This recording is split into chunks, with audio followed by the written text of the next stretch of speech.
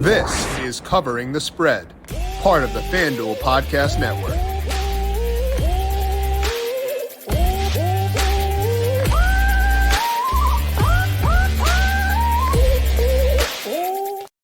Yet another banger of a sports weekend coming up. We have already talked about college football. We have discussed NFL Week 1 traditional markets, but now we're going to talk about some player props and also talk about some strikeout props on the MLB side. I'm going to talk NASCAR at Bristol. What more could you possibly want? JJ Zachariason and Rob Friedman both on the show here for today. Let's dive on in and get you ready for what should be a stellar weekend. This is Covering the Spread right here on the FanDuel Podcast Network and FanDuel Research. My name is Jim Sonis. I am a managing editor of digital media for FanDuel Research, joined here to kick things off by JJ Zachariason. Check him out on Twitter at LateRoundQB. You can find his work at LateRound.com, and be sure, as always, to check out the Late Round Fantasy Football Podcast. JJ, week number 2 got off with a bang last night. DeAndre Swift going bananas, got a lot of scoring from the second quarter on. So how you doing today?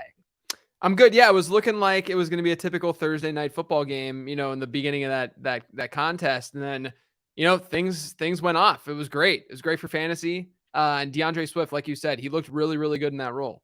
Yeah, he really did. And I think, again, it's kind of a situation where we know he's talented. It's always been getting the volume that's been the issue for him. And then you put a guy with talent in that kind of system where you have a rushing quarterback, an offensive line that's lost in pieces, but is still very, very good. And good things are probably going to happen. So it was fun to watch him get full run last night. Fun to watch Jalen Hurts kind of, get back in a rhythm, it seemed like, after he looked pretty off the first quarter and a half or so. Just a fun game overall, and I hope kind of a precursor to the rest of the weekend, because week 1, scoring was pretty rough. It was not rough for Tank Bigsby. Got a touchdown prop out of him at plus 310. We'll talk about touchdown props later on. We'll talk to JJ about his process for week 2 and much more. But first, a reminder to make sure you're subscribed to Covering the Spread wherever you get your podcasts. Of course, these shows also do go up over on the FanDuel YouTube page and FanDuel TV Plus. If you want to check out FanDuel TV Plus, go to FanDuel.com/watch and log in via your FanDuel account. You can also check it out on Amazon Fire, Apple TV, and Roku devices. For Covering the Spread, the Solo Shot, and the Heat Check Fantasy Podcast, all on FanDuel TV Plus as well. JJ, let's talk about week 2. And I think the key thing for week 2 is knowing what to care about for week 1 data, because we actually have data for most of these guys now, but it's limited and it's just one game. So when you're looking specifically at week 1 data, which of that data do you view as being stickiest when trying to project week 2 and going forward? Yeah, I would say not a lot is going to be ultra sticky unless we had like an 8, 9, 10 week sample. But obviously it's a 1 week sample, so things are going to be volatile. But I'll tell you the things that I look at from a statistical standpoint that I think carry over. Well, I know carry over more so than others. So a lot of people look at like final stat lines or look at, just general production. But instead of doing that, I'm looking more at intent and what we saw from coaches and how coaches want to deploy their players. It's sort of like the preseason and the way that I view the preseason, where I'm not really that concerned about how good a player performs or how well a player performs in the preseason. I'm more so concerned about how is he being deployed? Is he on passing downs? Is he out there in passing downs? Is he the hurry up back? Is he playing the slot? Is he playing the perimeter? That kind of stuff matters a lot. And then that sort of goes hand in hand with snap share, right? Mm-hmm. And so in week 1, there are a lot of situations where production looked a certain way and you might be excited about that production, but the snap share did not necessarily line up with that production. And I'm going to be more inclined to lean on that snap share because that tells me what the coaches really, really want to do. And then also, within that, look within the context of when those players were seeing touches, right? So good example of that. And, we'll get into some of these sort of fluid situations, but a good example of that is sort of like Chicago, right? Where negative game script hits. That's really when Roschon Johnson got the work that he got and got the work done in that offense. It was a really, really bad script for a guy like Khalil Herbert, unfortunately, because I liked Khalil Herbert hitting the over last week in his rushing prop. But he didn't hit the 10 attempts that I talked about last week. He was not quite there. But regardless, it's really about intent more than anything else and not really paying too much attention to what that production said. And I think a similar one to be the Rams with Kyron Williams, where once that game, they were trying to burn clock, positive game script, that's when Cam Akers got all of his work. Early on, it was the Kyron Williams show. So kind of understanding the situation in which that stuff happened and applying that to week 2 is going to be the key thing there. Now, you mentioned the fluid situations, and there are a lot of them, but we did get some data, as you mentioned, in week number 1. When you dig into that data, which situations do you think are most fluid and potentially ripe for the attacking when it comes to player props in week 2? I think you just mentioned a great one with the Rams backfield where, if you look at the final stat line, Cam Akers had more rush attempts than Kyron Williams did. So people might look at that and say, oh, Cam Akers is still the guy, right? But that's not really how things went down. In the first half, Kyron Williams had 26 snaps on offense. Cam Akers had 4. Williams routed him, had way more routes run than Akers did. He was the RB1 in that offense. Kyron Williams was. It wasn't until late in the game did we see Cam Akers. And so you take that game script and you then place it on this San Francisco game. And it's highly doubtful that this game script is going to happen against San Francisco, who looked brilliant in week 1 against Pittsburgh, right? And so if that's the case, you know that Kyron Williams is number 1, the starter, and number 2, the guy who's catching passes. So if that negative game script hits then for the Rams, it's going to be more Kyron Williams than Cam Akers. So that could be a situation where you're not favoring Akers and you're hitting more unders for him. There's injuries out there to definitely monitor, like Austin Eckler and how that might affect someone like Joshua Kelly. DeAndre Hopkins is banged up. Treylon Burks had a really rough week 1, but he did run the most routes for Tennessee. So obviously keep an eye on some of those injuries. And then the last situation that I think is really interesting is the Washington Commanders back. In week 1, Brian Robinson saw 19 carries. Antonio Gibson saw 3. And once again, you look at that and you say, oh man, this is the Brian Robinson show. He's the clear RB1 in this offense. But Antonio Gibson, who's had fumbling issues throughout his career, but Antonio Gibson in that game, he fumbled in the second quarter. And up until that point in the second quarter, Brian Robinson had 4 carries. Antonio Gibson had 3, which means after Antonio Gibson's fumble, he didn't carry the ball again for the rest of the game. So I do think, we've seen this in the past where coaches just, put these guys in the doghouse and they don't want to use them for the rest of the game. And then the next week hits and things are sort of back to normal and not until he burns you again. Obviously if Antonio Gibson puts the ball on the ground again and he loses a fumble, then it's going to be a rough scene for him probably for the rest of the season potentially. So, I do expect though, at least entering the game, the intent of that backfield to be more split than what it looked like in week 1. For sure. And I think the fumble thing is always key. It's something I want to keep an eye on for always is identifying when those things occur. Because like you said, we see dramatic shifts in usage after that fact a lot of the time, especially with a guy with fumble history or when they have another guy they can turn to pretty heavily. So the Washington backfield definitely one to monitor. Now, not all yardage props are up right now over at FanDuel Sportsbook, JJ. When you look at the landscape right now, which yardage props do you see the most value in for week number 2? Yeah, I'm going to start with Bijan Robinson, his receiving prop. It's 17.5 right now. I like the over. This is actually not on FanDuel, but it's on a lot of books. I'm assuming it'll be on FanDuel eventually, or hopefully it'll be on FanDuel eventually. So just take a look at that line if it is on there. I think that the line, should be probably closer to like 21-ish receiving yards. But Atlanta used Bijan Robinson way more than Tyler Algier in week 1 as a receiver. He had 18 routes run. Tyler Algier had 7. Robinson had the second best route participation of any running back in week 1. Oddly, Travis Etienne ranked first, of course, after not really seeing that much receiving work in 2022. But regardless, last week, you look at what the Falcons did. They led the league in running back target share at 53%. That's not going to maintain throughout the season. So don't expect that high of a running back unless, Desmond Ridder just keeps dumping it off and Arthur Smith just wants to stab us constantly in the back with the way that he's approaching that offense. But I don't expect that running back target share to continue and maintain because that's way, way too high. That would be by far an NFL record if something like that were to maintain. But you look at this matchup against Green Bay. In week 1, Chicago dumped it off to their running backs a lot and played it really conservatively, likely because of the matchup. And Chicago had a 44% running back target share, which was the second highest in football in week 1. And that's not a common thing for not only a mobile quarterback offense to do, but this offense to do. Last season, it was at like 17.5% for Chicago.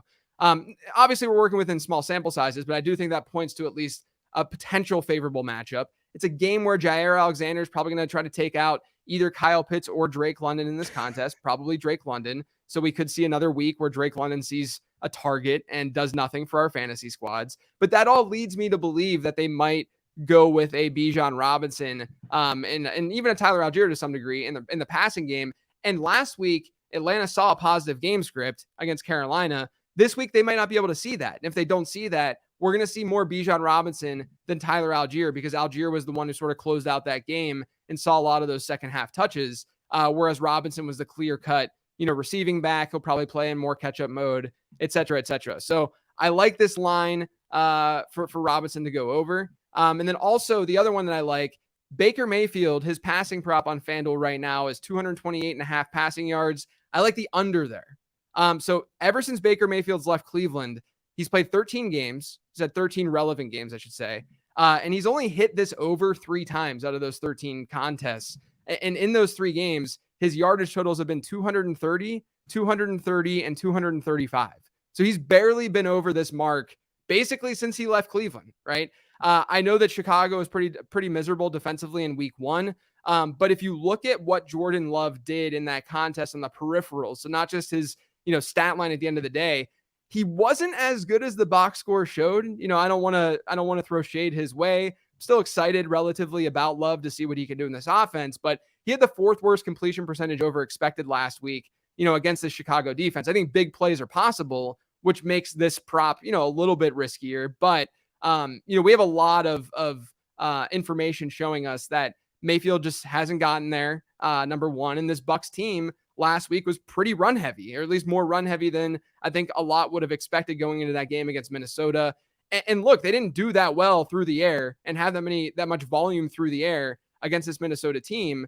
You look at what, or just the offense in general didn't operate very well against this Minnesota team. And then you look at what happened last night against Philadelphia, and Philadelphia was able to move the ball at will. Now, I know it's a different offense and such, but I don't think this Minnesota offense is one that's going to scare people throughout the season. And the fact that this Tampa Bay offense couldn't get that much going. And then there's that report that Baker Mayfield knew what kind of defense that he was going to see. It's like, if you know what kind of defense you're about to see and you guys still only put up 20 points, what does that say about your offense? Also, don't tell them. Don't tell people. Like, yeah, right. Yeah. Also, you just kind of like, it makes your your performance look less impressive. Yes. So like, just be like, oh yeah, I'm the man. Like, it's not that I'm like, maybe he wants to play at the intelligence angle, but like, just be like, yeah, I'm that good, man. Yeah, like exactly. Intuition.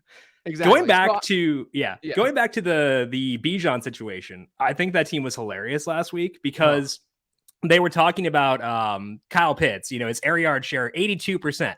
That'll happen when the leading target earner on that team has a negative 3.9 yard ADOT, which was Bijan Robinson on his 6 targets. Like, that is negative, I don't know, whatever 3.9 times 6 is, like 24-ish. Negative 24 air yards for the leading target getter. Like, that's going to happen. That's just, air yard share is weird when you have a high usage running back in the mix. So, got to take that with a grain of salt, as always.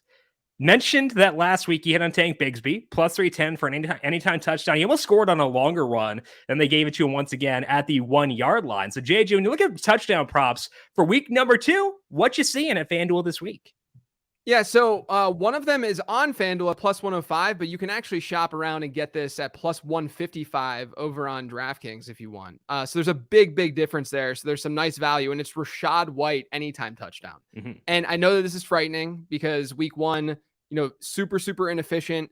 This team, like I just said, they weren't that great offensively and what should have been a fairly plus matchup. And then obviously you look at what Philadelphia did on the ground against Minnesota last night, and the fact that Tampa Bay couldn't get anything going, that's a little bit scary. But you look at Rachaad White, he was top 5 in snap share at the position in week 1. He was top 10 in route participation. For all intents and purposes, he was a bell cow for the Tampa Bay offense. It's just that he couldn't get that much going. And I think it's situational based, right? The situation there, the offensive line's not good. I'm not saying that this is all Rachaad White. And Sean Tucker stepped in and saw some touches. It's not like he was overly effective either. So I don't think this is only a Rachaad White thing, but it is situationally a little bit scary. So I understand if that is a turnoff. But this Bears defense is beatable. You could realistically see a positive game script in this contest, or at least maybe a similar script as to what they saw last week against Minnesota. And the Bucks were relatively run heavy in week 1, which, if you're run heavy, that does correlate to some degree to how you're scoring your touchdowns when you get close to the end zone. So when you get a bell cow back, a lot of times you're going to see the anytime touchdown props in that, like, if it's an average bell cow, like a Rachaad White, in that like plus 100, plus 120 range, if you can get that plus 155, I'm going to take that value. I would take that every time. I did while you were talking, actually, because my phone's right here. I might as well take advantage. Any other touchdown props you like this week? Yeah, there's one more for you. This one's on FanDuel. It's at plus 360, so it's a little bit of a deeper one. But I like Jake Ferguson as an anytime touchdown this week. He had really underrated peripherals in week 1. He ended up tied for the league lead in targets within the opponent's 10-yard line this past week. I think it was Tyreek Hill and Jacoby Myers who were tied with him with 3. He had the second highest target share at tight end behind only Zach Ertz. He just didn't produce because the Cowboys had a script where they didn't have to throw the ball a whole lot. So now they get the Jets. The Jets have the secondary that can lock down some wideouts and some perimeter guys. So I think Jake Ferguson's actually not just a great play from a streaming perspective in fantasy, but at plus 360, given his peripherals in week 1, I like him a lot. With those corners the Jets have, they're going to funnel things towards the middle of the field. And I think that's kind of the way things will work there. Brandon Cooks is banged up now. Not sure if he'll go, which could funnel more work towards Ferguson. The Cowboys, you want to target tight ends in situations where the team has a pretty high implied total. And despite the matchup, the Cowboys do have one of those pretty high implied totals there. So I think it makes a lot of sense to go at Ferguson here again. Plus 360 for a guy with the role, the underlying numbers he had last week. I think that's going to be pretty hard to pass up. That is JJ Zachariason. As mentioned, you can find him on Twitter at Late Round QB. Find his work at lateround.com and on the Late Round Fantasy Football Podcast. JJ, good luck to you in week 2. Let's hit another winner with Ferguson or with Rachaad White, and we'll talk to you once again next week. Thanks, buddy. Alrighty, again, make sure you check out all of JJ's work over at lateround.com. We'll have him back here again next week to talk more player props. But first, we got to dive back in to the streets of Major League Baseball because Rob Friedman is here, pitching ninja, to break down MLB. And Rob, pennant races are heating up. And I think you could view this 2 ways because it's great to have pennant races going on. But that also means we're getting down there to the end of the year. Now, I know that like the offset is that we get playoff baseball pretty soon, but like, I'm starting to feel that like sadness inch in. How you doing today? I'm feeling a little sadness too. No, I'm fired up. Like it's good baseball. And for some reason, like strikeouts seem to be a little more predictable now because you got a good feel of who's going deep and who's not. So I feel better about things. But yeah, I mean, the season's it's coming to an end. I mean, you should feel better. You had your strikeout parlay prop hit like 3 days in a row last week. So what's the magic sauce here? I have no idea. You know what? It's the same strategy I did when I'd lose 15 in a row. So like sometimes you just can't give up. That's the thing. Keep plugging away. If you think you know it, you know it. And it's just some of it's luck. I think with baseball, we never actually know what we think we know. That's the key thing to keep in mind. Make sure you find Rob on Twitter at Pitching Ninja. He's on Peacock, MLB on Fox, FanDuel Sportsbook as well. And it's been a fun trip so far. But Rob, still a lot of good baseball left to be played. So you look at the strikeout prop market over at FanDuel Sportsbook. Which guys stand out to you as maybe being a bit undervalued here this week? So I have a 4-leg parlay today, and it's partly because I couldn't like eliminate folks, and I was actually almost going to wait until we were on here. Maybe you could talk some sense into me. I'm not going to talk you out of one. I can maybe talk you into a couple, but like talking you out of one, I feel like that's setting you up to have like that would have been the magical leg that would have made a hit. So that's my philosophy on. I got to know my place here. Yeah, I mean, that is literally my philosophy today is I couldn't drop one of these guys. So I was like, you know what? Just screw it. We're going to go for 4. Why not? Love it. All right. Where are we starting here? I am going to start with David Peterson, who I think has figured things out a little bit. I like him against a high strikeout team. So we're going to go David Peterson for 6 Ks or more on that one. That's actually not a bad number because over 5.5 for Peterson is minus 106. And with Peterson, strikeouts have never been the issue. He's been able to get strikeouts. It's been everything else in making that work. So when you're watching him, what have you seen from Peterson recently that leads you to believe that he's turned a corner here that's sustainable? So, and I don't know if this is mental or not, to be honest, but he changed his glove position, raising it up a little bit. So he's no longer has as much movement in his glove, which seems to have synced things in there. But It's hard to say. Like, to me, every little maneuver you make, some of it is psychological, some of it isn't. I don't really care as long as he strikes out a bunch of people. Doesn't matter to me. Go deep in a game and have a good game. Peterson, again, 5.5 is minus 105 or 106 at FanDuel Sportsbook, taking on the Cincinnati Reds. Hunter Green also in that game. So that'll be a fun game to watch. Which other strikeout props you like, Rob? I have Justin Steele for 6Ks or more. He's been on a streak of over 6Ks, and I think he's got a fairly good matchup today. You know, the whole Cy Young push, I couldn't talk myself out of it, so I'm going to talk myself into it.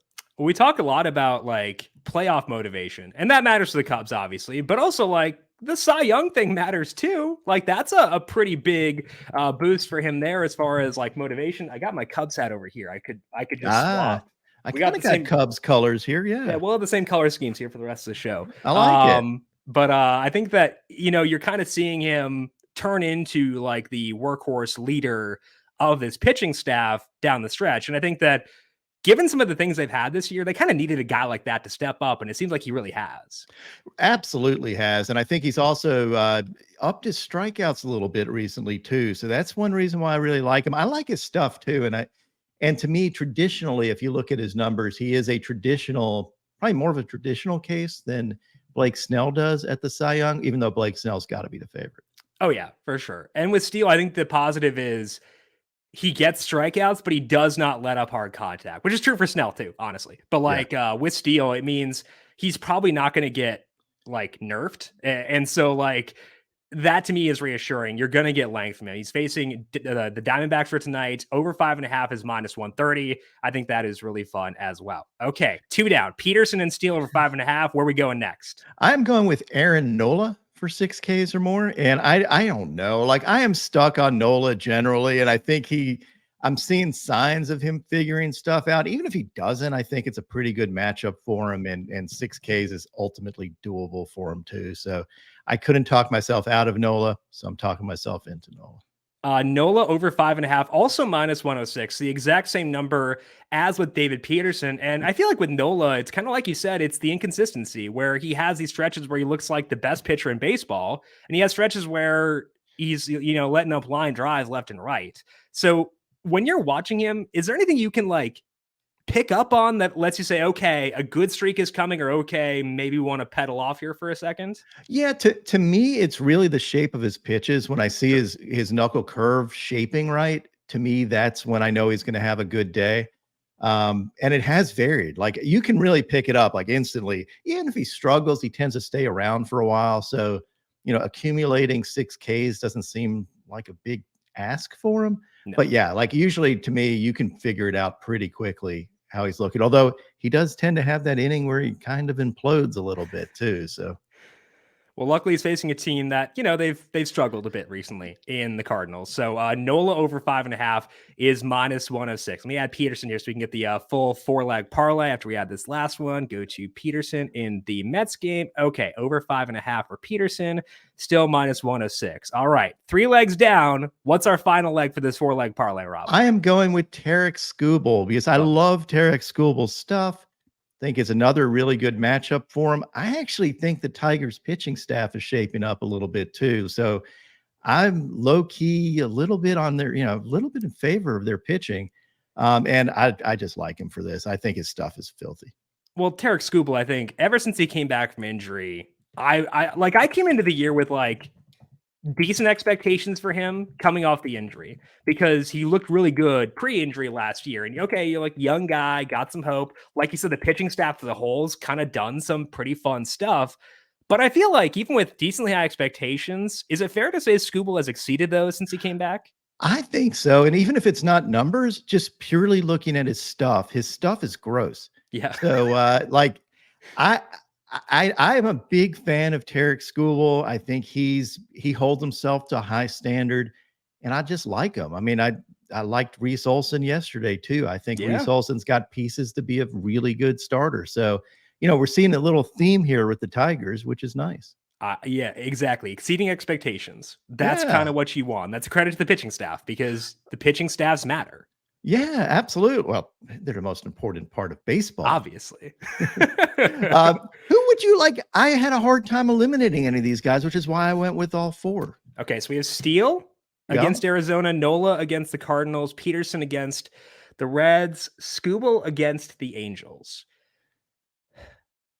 Okay, I'm in the same spot as you where it's tough. So that's the primary thing.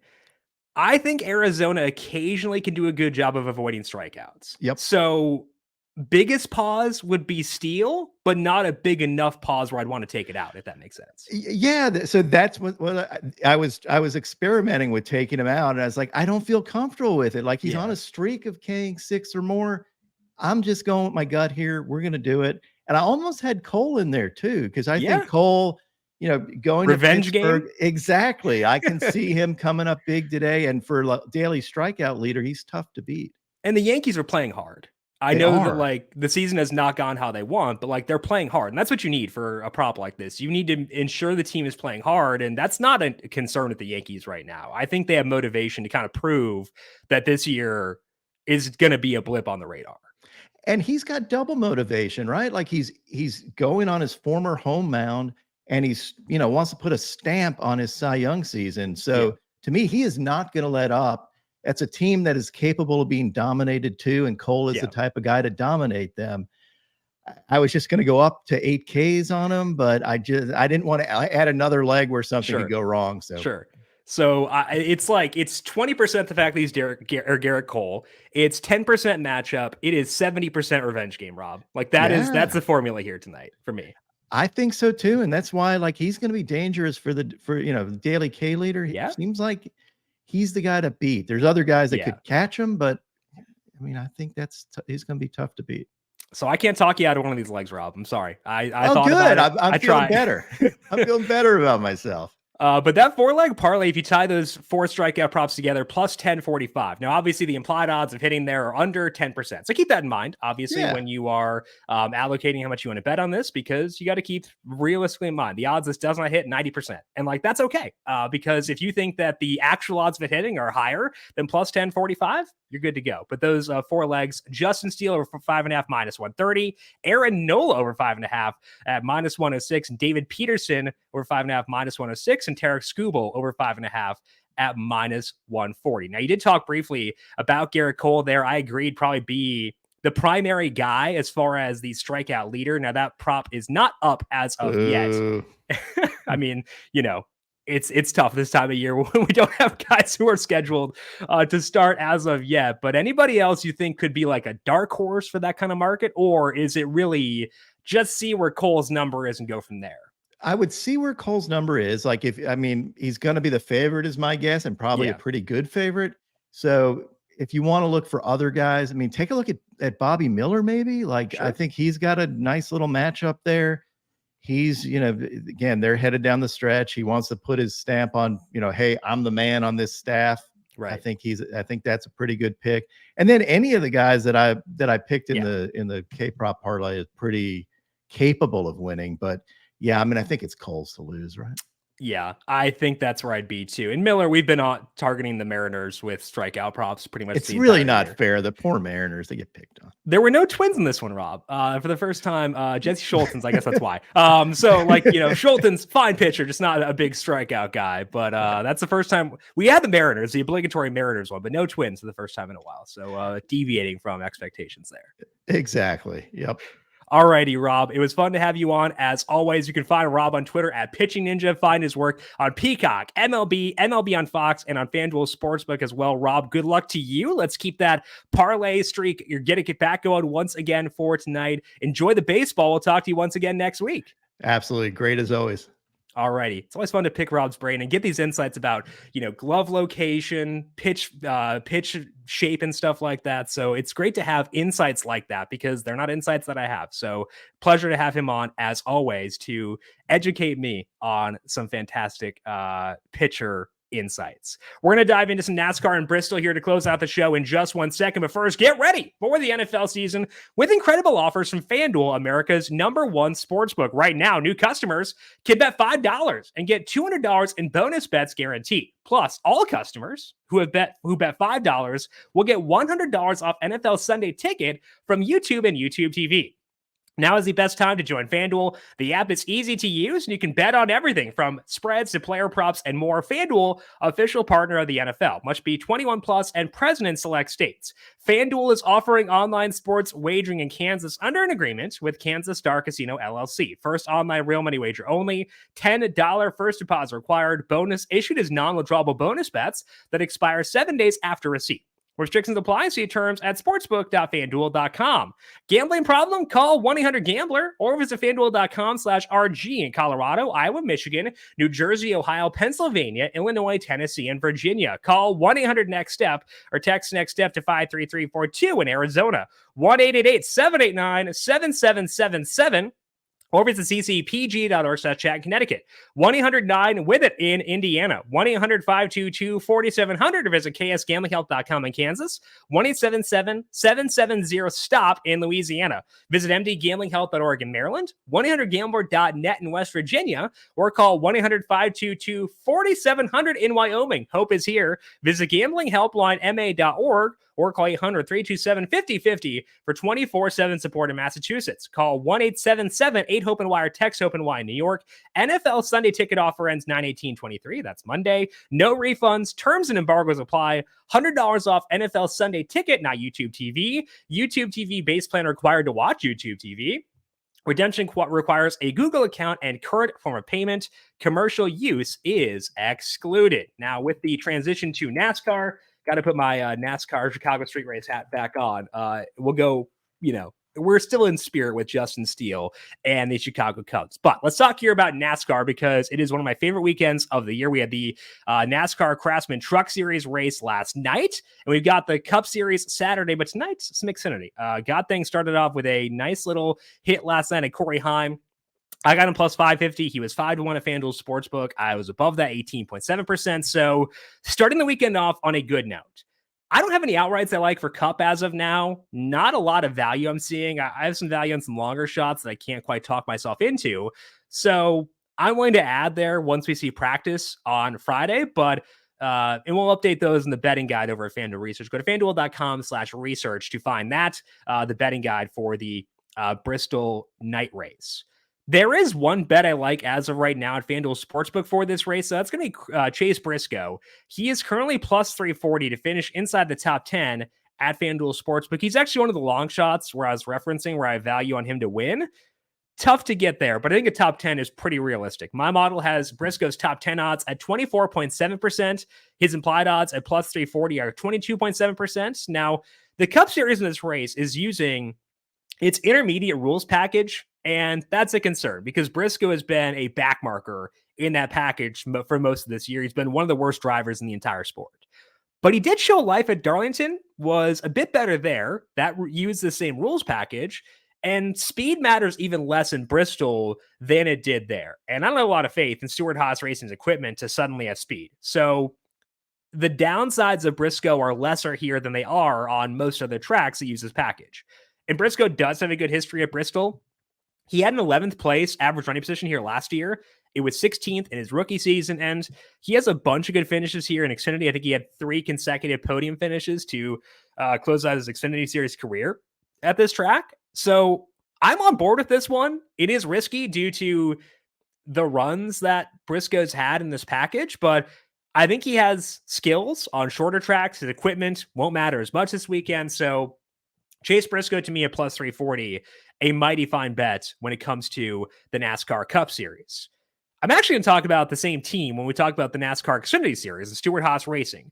And that is where I actually do find value in an outright. That is Cole Custer to win. He is plus 850 at FanDuel Sportsbook. And you might be able to get a 9 out there. I did earlier on this week, but Custer's still a value plus 850 for me. I have Custer at 13.2% to win. His implied odds at plus 850 are 10.5%. And my model being high on Custer has as much to do with John Hunter Nemechek as it does with Custer himself. And that's because Nemechek, he's been the dominant car this year. He's had 6 wins so far, 2 more than anybody else, but he hasn't had the same dominance when he's run on concrete, not just this year in Xfinity, because that's a 2-race sample, but beyond that as well.